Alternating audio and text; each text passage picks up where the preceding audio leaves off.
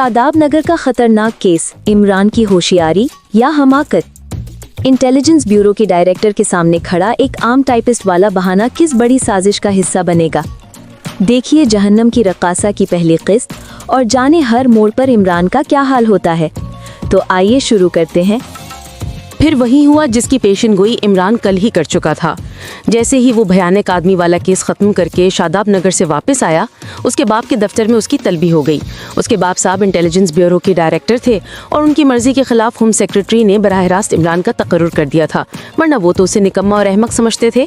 इमरान अपनी तमाम तर हमाकतों समेत उनके सामने पेश हुआ। पहले वो उसे खूनख्वार नज़रों से घूरते रहे, फिर झुंझलाए हुए लहजे में बोले, बैठ जाओ। उनकी मेज के सामने 3 खाली कुर्सियां थीं। इमरान कुछ इस तरह बौखलाकर इधर उधर नाचने लगा जैसे उसकी समझ में ही ना आया हो कि उसे किस कुर्सी पर बैठना चाहिए। बैठो। साहब मेज पर घूंसा मारकर गरजे और इमरान एक कुर्सी में ढेर होकर हाँफने लगा। तुम पागल गधे हो? जी हाँ। Shut up. इमरान ने किसी सादतमंद बच्चे की तरह सर झुका दिया।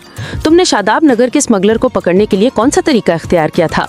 वो बात दरअसल ये है कि मैंने एक जासूसी नावल में पढ़ा था।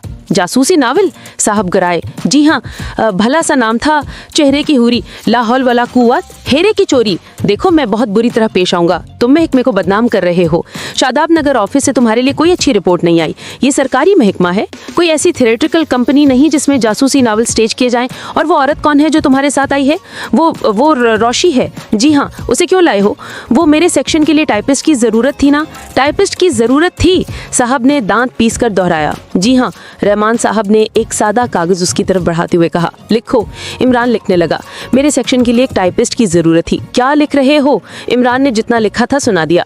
मैंने इस्तीफा लिखने का कहा था। रहमान साहब मेज पर घूसा मारकर बोले। इमरान ने दूसरा कागज उठाया और अपने चेहरे पर किसी किस्म के आसार जाहिर किए बगैर इस्तीफा लिख दिया। मुझे खुद शर्म आती थी। इमरान ने इस्तीफा रहमान साहब की तरफ बढ़ाते हुए कहा, इतने बड़े आदमी का लड़का और नौकरी करता फिरे, ला हौल वला कुव्वत। लेकिन अब तुम्हारे लिए कोठी में कोई जगह नहीं। रहमान साहब ने कहा, मैं गराज में सो जाया करूँ, आप इसकी फिक्र न करें। नहीं, अब तुम फाटक में भी कदम नहीं रखोगे। फाटक? इमरान कुछ सोचता हुआ बड़बड़ाने लगा। 4 दीवारी तो काफी ऊंची है। वो खामोश हो गया, फिर थोड़ी देर बाद बोला, नहीं जनाब, फाटक में कदम रखे बगैर तो कोठी में दाखिल होना मुश्किल है। Get out. इमरान सर झुकाए हुए उठा और कमरे से निकल गया। इसके साथ ही हमारी आज की एपिसोड का इख्तिताम हुआ। कहानी घर चैनल को लाइक कीजिए, सब्सक्राइब कीजिए और बेल आइकन को प्रेस कर दीजिए ताकि हर आने वाली नई वीडियो आप तक बर वक्त पहुंच सके। शुक्रिया। Thank you so much.